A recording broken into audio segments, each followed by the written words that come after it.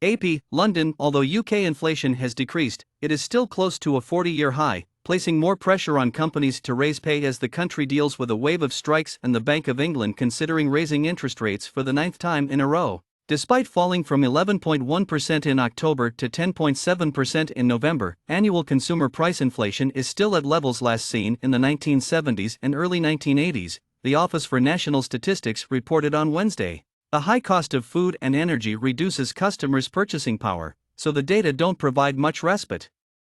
According to the ONS, food prices increased for the 16th consecutive month in November, jumping 16.5% from a year earlier.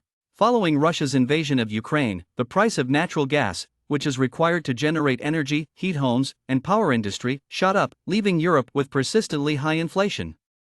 Even though the 19 nations that used the euro saw a slowdown in inflation last month, it was still a painful 10%. In comparison, the inflation rate in the United States decreased from a recent high of 9.1% in June to 7.1% in November. In the UK, where the economy has shrunk, British policymakers said it was too soon to judge if inflation had peaked. The Bank of England policymakers, who are meeting on Thursday, will be keenly monitoring the numbers. According to economists, the bank will increase its benchmark interest rate by 0.5% to 3.5%.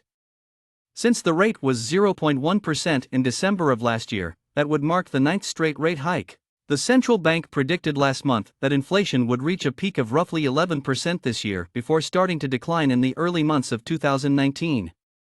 Within 2 years, the bank anticipates that inflation will fall below its 2% objective. The bank did, however, issue a warning that these estimates were dubious, mainly because of the erratic nature of energy prices. There are few indications that inflation will drastically decrease anytime soon, according to Helen Dickinson, chief executive of the British Retail Consortium.